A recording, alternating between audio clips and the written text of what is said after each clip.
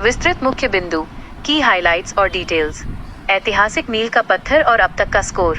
भारत अपनी स्वतंत्रता के 80वें वर्ष में प्रवेश कर चुका है और आज ये दुनिया की सबसे बड़ी अर्थव्यवस्थाओं में मजबूती से खड़ा है। देश की जीडीपी वर्तमान में 4.18 ट्रिलियन अमेरिकी डॉलर के आंकड़े को पार कर चुकी है, जिससे भारत दुनिया की 5वीं सबसे बड़ी अर्थव्यवस्था बन गया है। आर्थिक सर्वेक्षण जैसी रिपोर्ट्स इस स्थिति को देश का गोल्डीलॉक्स मोमेंट मानती हैं, जो लंबी अवधि तक अनुकूल परिस्थितियां प्रदान करता है। युवा चैंपियन और डेमोग्राफिक डिविडेंड। भारत की सबसे बड़ी ताकत उसकी युवा आबादी है, जिसकी लगभग आधी आबादी 29 वर्ष से कम आयु की है। यह जनसांख्यिकीय लाभ, डेमोग्राफिक डिविडेंड, देश को दुनिया के कई अन्य देशों की तुलना में अधिक ऊर्जावान और कार्यकुशल बनाता है। हालांकि केवल बड़ी आबादी होना ही काफी नहीं है।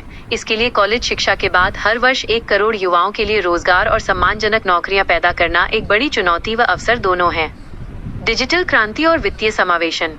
भारत का डिजिटल परिदृश्य तेजी से बदल रहा है, जहां यूपीआई हर महीने लगभग 23 अरब डिजिटल लेन देन संभाल रहा है और भारत के रिटेल डिजिटल भुगतानों में इसकी हिस्सेदारी करीब 85% है।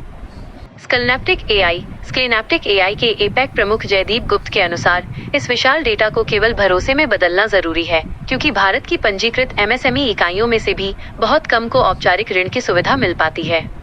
भविष्य के लक्ष्य और 2047 का विजन। भारत ने वर्ष 2030 तक 7.3 ट्रिलियन अमेरिकी डॉलर की जीडीपी और 500 गीगावाट स्वच्छ ऊर्जा क्षमता हासिल करने का लक्ष्य रखा है।